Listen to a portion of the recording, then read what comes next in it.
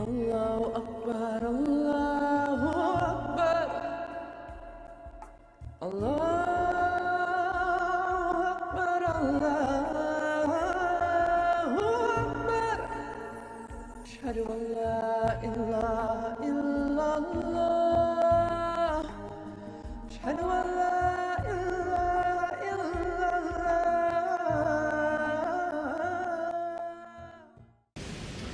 Allah says, O man, can be conscious of your sustainer, who has created out of one living entity, or nafs, and out of it created its mate, and out of the two spread abroad a multiplicity of men and women.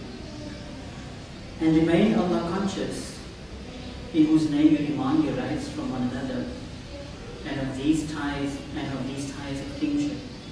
Verily Allah is ever watching over you.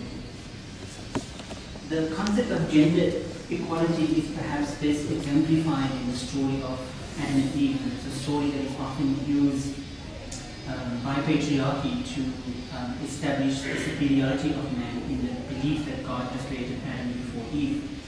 But if you really study this verse to its very Arabic usage, we find that the terminology that is being used is not gender specific.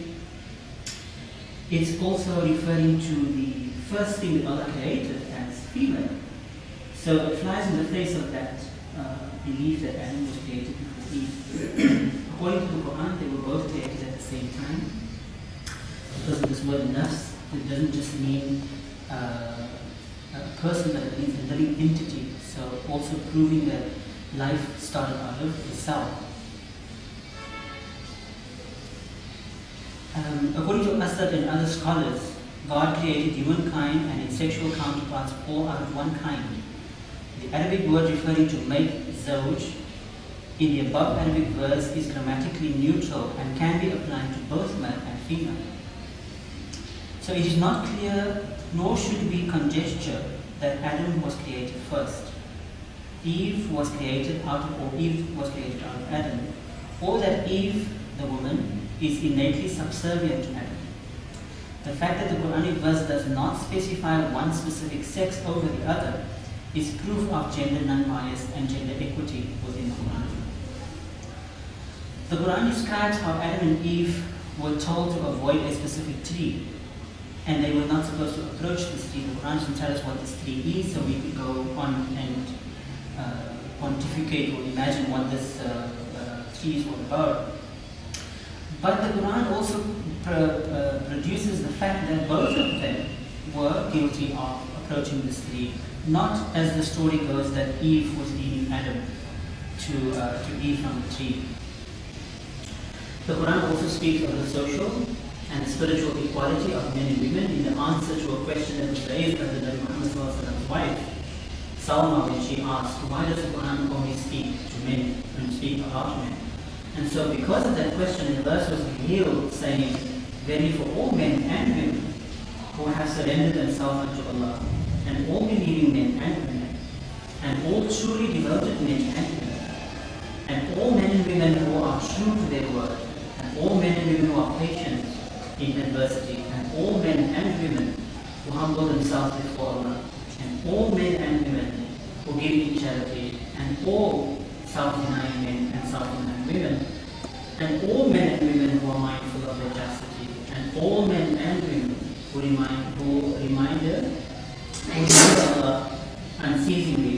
For all of these, there is forgiveness and mercy.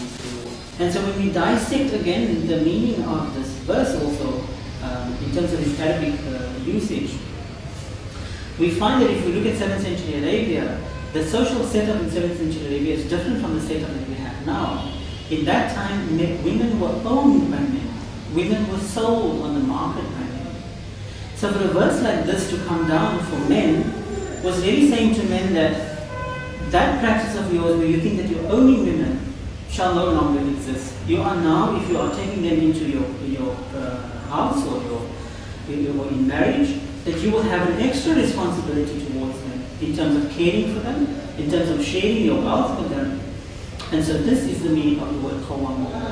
But patriarchs will still interpret this to say that, see, Allah says that men are better than women.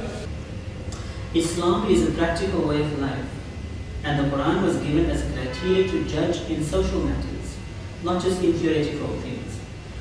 So if we do not see the Quran being lived as a reality amongst Muslims, and we can see it today, if you look at Muslim context, men and women are not really equal. We just came from a context now where we can visibly see this, how women are still being ill-treated within Muslim circles, even though the Quran says they're equal. So if you do not see the Quran being lived as a reality amongst Muslims, then somewhere there is a flaw. And I believe the flaw lies in the interpretation of our Quranic text. Socially, the person who is born with a sexual orientation that was not his choice, and it was divinely planned that he has a sexuality that doesn't conform to social norms of gender, is termed in our society a morphe. But actually the morphe is the one who is the man who uses his power and his Quranic interpretation to actually support his misogynist behavior against women. I think that person should be called morphe. I wasn't given a chance to say that. On that note, Allahumma ansur man nasra dina Muhammad, Allahumma ansur mujahideen fi kulli makan, Allahumma yassir wa la tu'assir, Allahumma tamim bil khayr wa anta karim wa yassir. O Allah, assist those who assist the cause of Muhammad. O Allah, assist all those who strive towards good in every place. O Allah, make things easy for us and remove difficulty from us. And O Allah, complete us in goodness. Truly, you are the most noble of those who provide assistance. And our sustain and do not let us become a trial unto those who are misguided, and give us victory by your mercy over those who deny the truth. Inna Allah wa malaikatahu yusalluna ala nabi ya ayyuhalladhina amanu sallu alayhi wa sallimu taslima. Allahumma salli ala sayyidina Muhammad wa ala alihi wa sallim. Wa akhir da'wana alhamdulillahi rabbil alamin. And the final word is that all praise and thanks is due to Allah, the authority over all creation.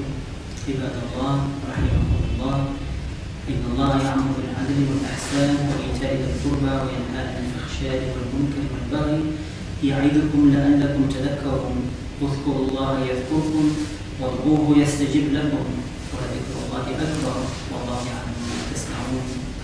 And O servant of Allah, Allah's mercy be upon you. Allah instructs you to serve with justice and with good conduct, and to see to the needs of the loved ones. And He forbids you from shameful deeds, from misconduct and from wrongdoing that leads to oppression. And He cautions you so that you may take heed. So remember Allah, and Allah will remember you. And ask of Allah, and Allah will respond to you. And indeed in the remembrance of Allah is the greatest thing, and Allah knows well what we do. Let us stand.